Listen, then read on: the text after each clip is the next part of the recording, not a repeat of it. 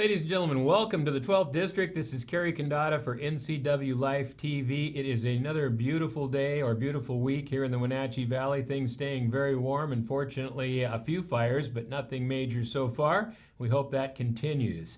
Today we're going to talk about, well, income tax. That seems to be one of the two biggest threats that are facing Washington State right now, and there is a big push, particularly in the legislature, to impose an income tax statewide. Cities like Seattle are already trying to do it on a city basis, and we will have the resident expert on this. Jason Mercier from the Washington Policy Center will give us the whole history, including the fact that the income tax has been turned down 10 different times by Washington voters, and yet these representatives out of Seattle continue to push forward to get an income tax which they think will substantially increase revenue like they need more. Anyway, before we get to that, we do want to cover some news stories for you, get the latest, both national, state, and some local news. There is some things that are worth reporting that are timely, and we will get to those. And then towards the end of the show, we're also going to give you an update on Restore Washington and a little project that actually went very well again, R88, and what happened with Referendum 88, and will the affirmative action program be on the ballot or not this fall? We will answer that and many other questions for you in this edition of the 12th District. Coming up on our 100th episode soon. You won't want to miss that one. But the fact is, any of these episodes can be viewed on demand at ncwlife.com on many subjects. We have shows going all the way back a couple of years, and it's all archived. Of course, the Vehicle Miles Traveled show has been the most viewed show ever. And you can certainly take a look at that one or others at ncwlife.com. Programs, go to the on-demand section, 12th District, and you will find everything you need in terms of information on politics. We'll be right back with a little bit of news, and then we'll move on and talk about income taxes right after that. Stay tuned.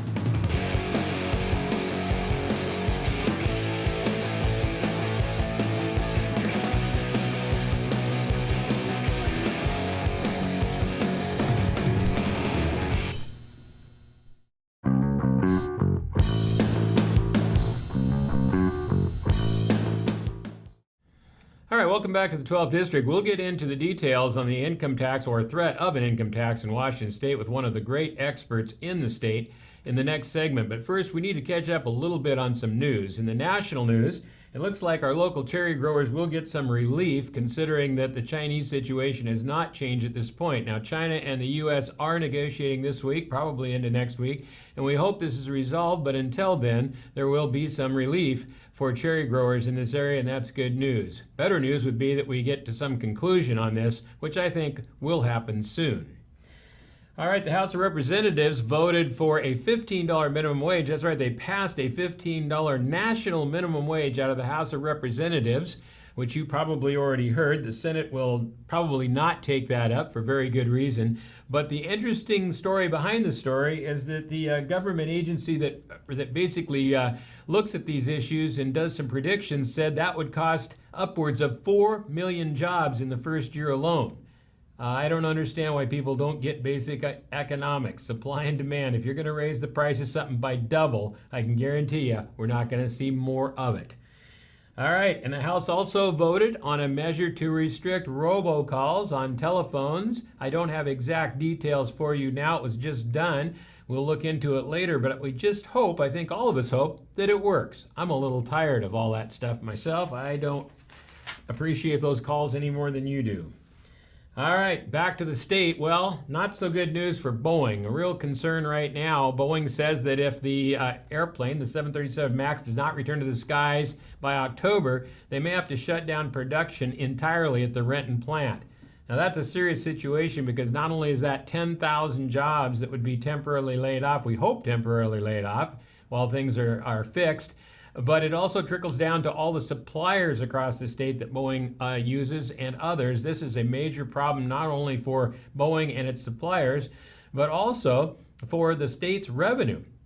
Boeing has a significant amount of revenue it contributes to the state budget, and we suspect that even though those revenue reports have been very positive, we could see a bit of a bump in the road here if Boeing doesn't get that airplane off the ground and start delivering some of those 737s that they've got backstocked all over the state of Washington.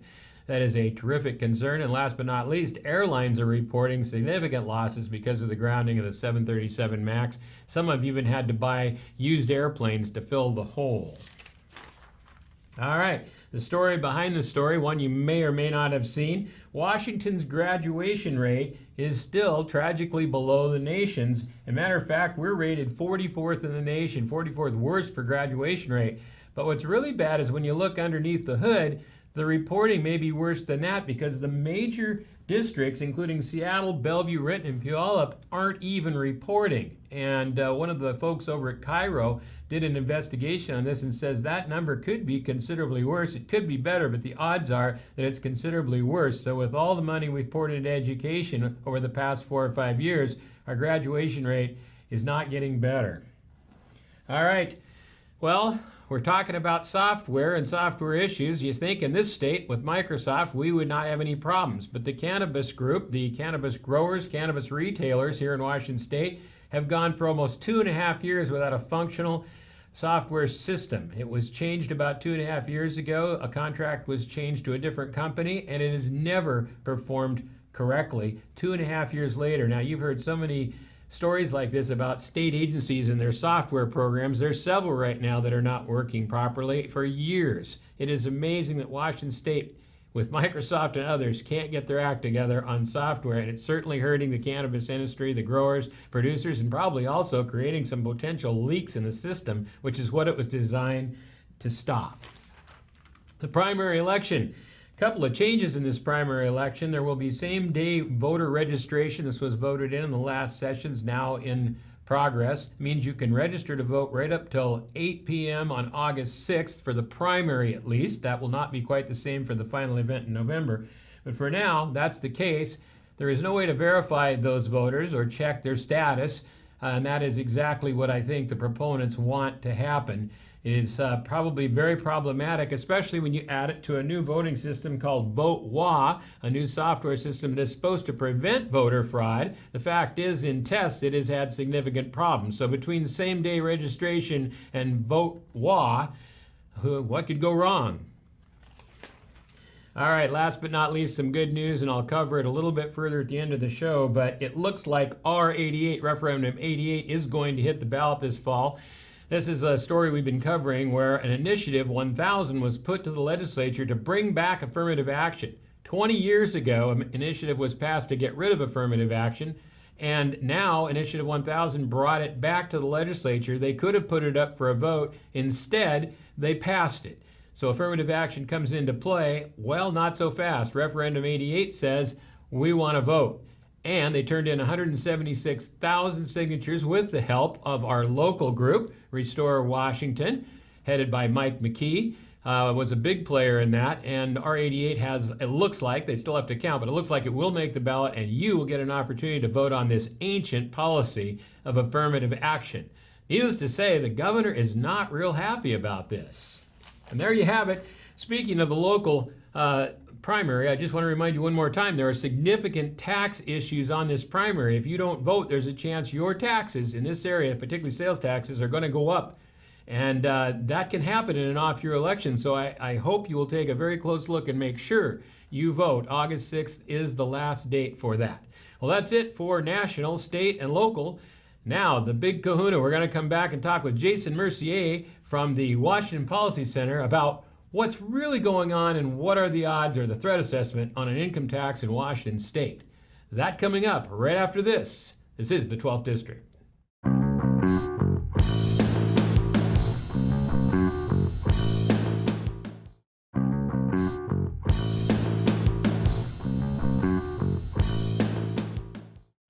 Well, welcome back, ladies and gentlemen. Well, as you know, a lot of concerns, policy concerns came out of the last session. A lot of moves somewhat to the left, or maybe some people say a lot to the left. But there are even more challenges coming forward. And you know, we've talked about two of the big ones that get you most wound up are the income tax and the vehicle miles traveled. We will be doing an update show on vehicle miles traveled. But right now, we have an expert from the Washington Policy Center. Jason Mercier has been with Washington Policy quite some time. He knows what he's talking about when it comes to income tax. We're going to have him give us the latest on where this thing really stands. What is the threat assessment of an income tax in Washington State? Welcome aboard, Jason. Great to be on with you. Thanks for having me. You betcha. Well, listen, there's a lot of things happening out there. We've got court cases, and we've got Seattle rattling its sword, and we think there may be a Supreme Court case. Can you just kind of tell us? Let's go back and talk about a little bit of the history of the income tax in Washington State, and move forward to the current situation.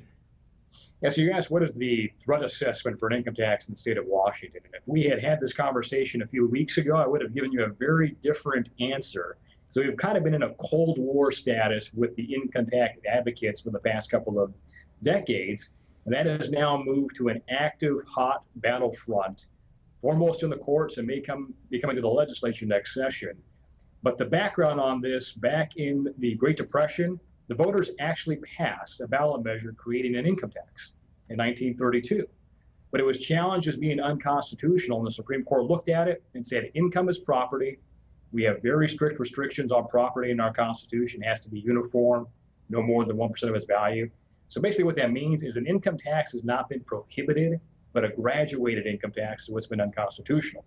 And that's been the situation for almost 100 years. The court has consistently ruled that way.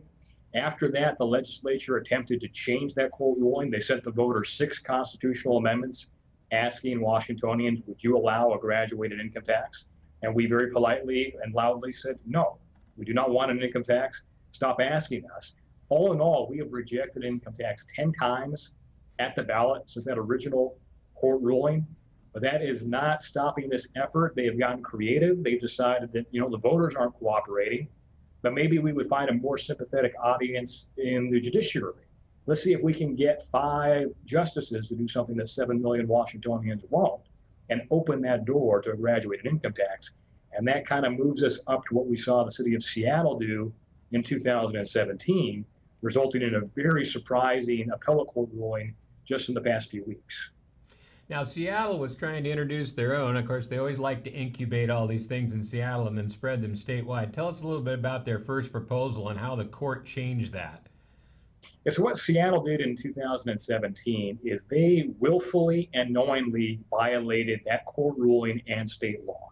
They knew it was against state law, they knew it was against the Constitution, but they wanted to be sued because they wanted to try to go to the state Supreme Court to see if the justices will get rid of that constitutional ban on a graduated income tax. Now, they had 3 problems. The first and the most immediate problem was the fact that the Constitution says you can't have a graduated income tax. They also ran into 2 statutory problems. The first, as a local government, they don't have taxing authority unless it's granted to them by the legislature. And the legislature has never given local governments the permission to impose a local income tax. That's long been the understanding. You can even go to the city of Seattle's own legal analysis in 2014, said, hey, we haven't been given permission by the legislature, we can't do this. The other problem Seattle ran into was in 1984, the legislature passed a 1-page bill. It was 1 page that had 1 sentence in there saying cities may not impose an income tax, an explicitory ban. Now, this is why when this went to the King County Superior Court, it immediately invalidated Seattle's income tax. That you don't have permission, it's against state law. The trial court didn't even get to the constitutional question because judges don't do that if it can be resolved on a statutory analysis.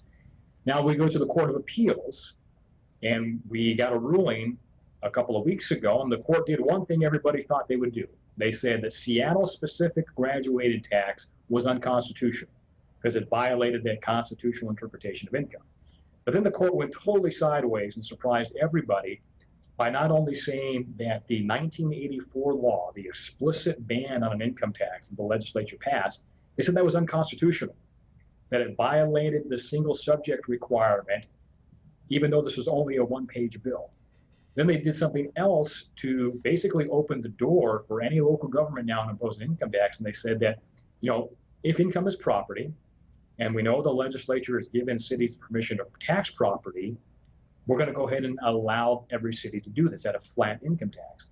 The issue I think that we have with that analysis is that same statute that gives cities permission to impose an income tax or property tax exempts intangible personal property. And then the definition of intangible personal property is money. But the court said we are not going to read into that money the phrase income. And therefore, they have now opened the door for cities to impose a flat income tax. Well, what a tangled web we weave here. This is just amazing, but not surprising given the courts in Washington State. And of course, our concern is the Supreme Court in Washington State and the way it is. Do you think this will get to the Supreme Court? Will this get expanded statewide? Well, prior to that appellate court ruling, I did not think the Supreme Court was going to take this up because there was no constitutional issue. There was the statutory prohibitions. But by the appeals court saying that state law banning the local income tax is unconstitutional and saying that the legislature has already given cities permission to tax income, they have teed up the ability now for Seattle to go to the state Supreme Court and see if they can get that original constitutional interpretation of income being property invalidated. That's their goal. That's what they did this whole process for. I never thought the Court of Appeals would invalidate the state law saying a local income tax is unconstitutional, so I don't want to say for certain the Supreme Court wouldn't allow Seattle to do what it wants to do. But you have to remember, this is not the first time the court has looked at this. They've repeatedly reaffirmed that interpretation. And in fact, in 1960, the state Supreme Court issued a one-page ruling telling the Attorney General, stop asking us to reinterpret our decision. It says what it says. If you want an income tax, amend the Constitution. So they should do the same thing that they did in 1960. Will they? That's what we'll all be waiting to see happen. But we don't have to necessarily wait on the courts. There have been efforts in the past in the legislature that should be brought back to make Washington's constitutional income tax ban court-proof. Make it so clear that it can never be misinterpreted by a judge. And the reason why we think we should do this is for two reasons. First, it's what the voters have said they want. 10 times we've said we don't want an income tax. And secondly, perhaps more importantly to the state's economy, the lack of an income tax is a competitive advantage for Washington. You don't have to take our word for that. You can go to the Department of Commerce. They have a website that says Choose Washington, where they go to employers and individuals across the country and the world and say, you need to be in Washington State because you'll be at a competitive advantage because we don't have those corporate or personal income taxes. So I think it would be very foolish for us to throw away that competitive advantage. Well, you took the next question right away from me, and I was going to ask what this would do to our competitiveness, and also why an income tax? Why? I mean, what's the drive here? Obviously, I know what it is. I mean, it's about more money. I've already expanded the budget 17% in one single year with some huge tax increases, but there's just never enough. Now, they say it's because it's a regressive system, and I think there's two arguments to that. They have also stated that this system does not track the economy, and I don't buy that at all. Can you clarify that particular issue? I mean, they use personal income, which skews the whole thing. If you really look at population inflation, this tax system's done pretty well. Well, and this is where, in particular, the capital gains income tax debate that we had last session, where they said, hey, we need to have a capital gains income tax because we want to have a stable source of revenue for the schools. Now, my head kind of exploded when I heard that because no matter who you talk to, there is universal understanding that capital gains and income taxes are way more volatile than property taxes, than sales taxes, and than gross receipts taxes. So when you look at Washington's three-legged stool of taxation, we have the property, we have the sales tax, we have the gross receipts tax. Those are three of the least volatile tax sources. Now, the reason why they're not predominantly liked is because they're very visible. You can all see that you're paying it. And it's very hard to increase those because everybody has skin in the game. Where they'd like to go with the income tax proposals is be able to say, don't worry about this. We're only going to tax Amazon or Bill Gates or Bezos. You won't pay this.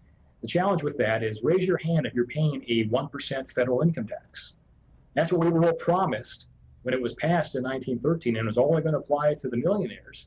Yet we know that those rates constantly creep down and those bases expand. And that's been the case in the last state to enact an income tax was Connecticut. Connecticut is a basket case right now with people fleeing the state because they keep expanding their rates to try to generate that revenue that they thought they were going to get. Well, I think there's no question based on the last recession we had, which was a major recession, that our tax system held up much better than those states that had an income tax because the incomes virtually disappeared. Well, we just kept trudging along. Obviously, we had a bump in the road, but it wasn't nearly as dynamic, so I think that proves your point. Wow. Well, this is just fascinating, Jason. That is a terrific background, and especially that somewhat twisted analysis of what the courts did, because it's really convoluted in some ways, and the fact is, I don't think most people understand it. So I appreciate you breaking that out. Is there anything else you'd like to tell us about this before we'll certainly revisit this as it moves forward, but anything else on your mind about it today that the voters should know? Well, for those, I know that you are in the 12th district, but the voters in Spokane are going to get the very first chance to kind of respond to what the Court of Appeals did. Spokane is a charter city, which basically means it has a city constitution, and a charter amendment will be on the ballot in November to prohibit a local income tax. Now, when this thing first was circulated for signatures, it looked like double insurance because we already knew that cities couldn't do this. But with the Court of Appeals opening that door, Spokane voters are going to get a chance to respond back to that, to close that door very hardly shut, and then send a message back to Olympia on what they would like the legislature to do about reinstating that ban. We've already seen several lawmakers say they're going to try to, notwithstand whatever the Supreme Court does, propose legislation next session to reinforce and reiterate no, cities cannot impose an income tax. So you want to keep an eye out on that. There's also the question of what does our Attorney General do? We know that he is not shy about filing federal lawsuits, but he has refused thus far to engage in this issue, to defend that state law. He was sent a letter last week from Senator O'Ban asking him to do his job. And if he declines, there's a possibility that the legislature may try to intervene on its own. Well, I guess we'll be following this as we move forward. It certainly sounds a little scary for the folks here in Washington State. Jason, I appreciate your time today. Hey, could you let folks know how they can find Washington Policy Center? Because you have a lot more information than income tax, and it's terrific. Where can they find you? I appreciate that. WashingtonPolicy.org, and beyond the income tax stuff that I'm working on, you can find information on the healthcare, what's happening with the single payer in Washington State, transportation, are we going to go the pay per the mile route? Education, environment. We've got directors and experts on all those issues. Well, we may have you back sooner than you think, depending on what happens. Thanks so much, Jason. We'll see you soon, and we'll be right back with the 12th District.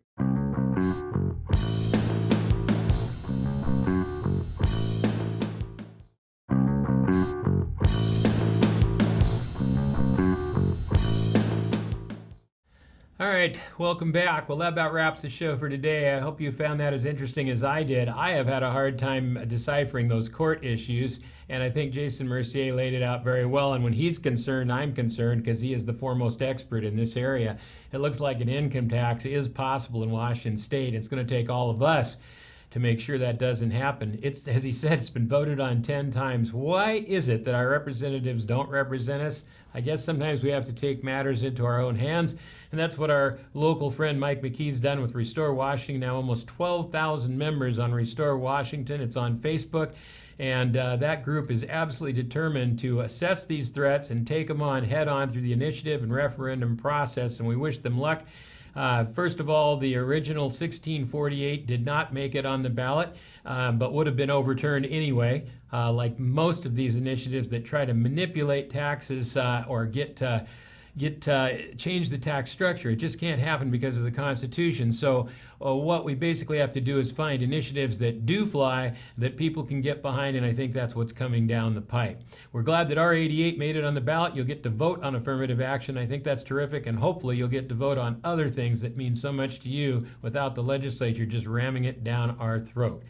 That is it for today. It's the 12th District, and we will be back next week with more issues, more news, and the stuff you just can't get anywhere else. This is Kerry Condata for NCW Life. Thanks for being with us, and don't forget, all of our shows are on demand at ncwlife.com. Go to programs, the 12th District on demand. You can watch them all. We'll be back next week. Hang in there.